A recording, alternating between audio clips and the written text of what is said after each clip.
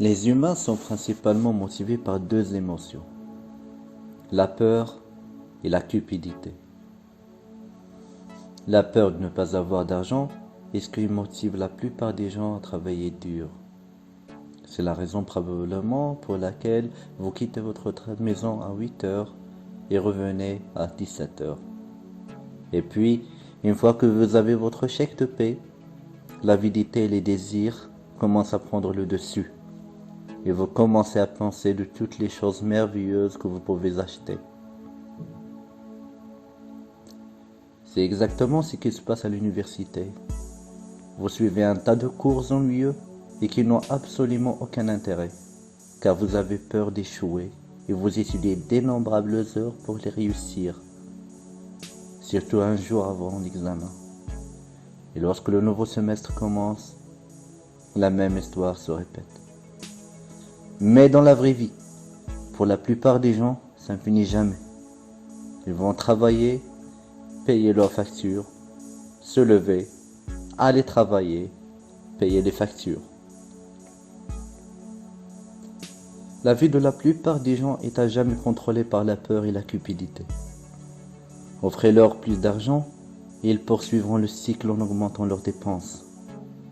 Au fait, c'est la même peur qui pousse votre maman et votre papa à s'assurer que vous obtenez de bonnes notes. Je n'essaie pas de vous dire, quittez votre travail, suivez vos rêves, travaillez dur et vous réaliserez ce que vous voulez. Tout ce que je dis est, ne laissez pas les émotions de la peur façonner vos décisions et vos pensées. Un de mes amis est fauché. Il vit avec moins de 200 $ par mois depuis presque 6 mois déjà. Je me souviens qu'il se plaignait il y a à peine un an, quand il avait un bon boulot, que 600 $ ne lui suffisaient pas du tout. Et il devait encore demander à ses parents de l'aider. C'est tout à cause des émotions, du désir. Vous avez quelques dollars entre vos mains, et encore une fois, les émotions de joie, de désir et d'avidité prennent le dessus. Et vous réagissez au lieu de penser. Et c'est le plus grand piège de la vie. Et c'est pourquoi vous allez rester pauvre. Alors même si votre salaire est doublé, la seule chose qui va arriver est que vos dépenses augmenteront.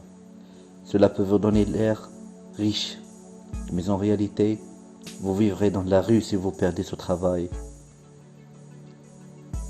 Donc le point principal ici est, ce n'est pas combien d'argent vous gagnez, c'est combien vous gardez.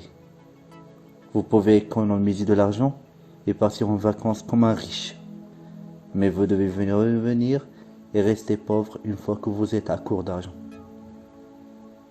Donc pour devenir riche, il faut penser comme un riche. Si vous demandez à un gars de la classe moyenne ou pauvre s'il a des actifs, il va probablement vous montrer sa voiture, sa maison, ou même son téléphone. Je ne leur reproche pas de penser que ce sont des actifs, car c'est exactement ce qu'on vous apprend à l'école ou à l'université. Moi-même, je pensais comme ça jusqu'à ce que je suis tombé sur ce livre. Ce que vous devez comprendre, c'est que l'actif est tout ce qui met de l'argent dans votre poche, et le passif est tout ce qui prend de l'argent de votre poche. Donc, ce qui rend les riches riches, c'est qu'ils continuent d'acheter des actifs, de l'immobilier, des actions, des obligations, des parts d'entreprise, afin qu'ils continuent de s'enrichir constamment. Mais la classe moyenne continue d'acheter des passifs qu'elle pense être des actifs. Donc même s'ils gagnent 100 000 $, ils doivent en dépenser la plus grande partie pour payer leurs passifs. Et c'est pourquoi la plupart des gens ne deviennent jamais riches. Au lieu de cela, ce que vous devez faire est de garder votre travail de jour et de commencer à acheter de vrais actifs, pas de passifs. Ne laissez pas la majeure partie de vos revenus aller dans cette colonne, mais dépensez-la principalement ici pour que plus d'argent continue à venir dans votre poche.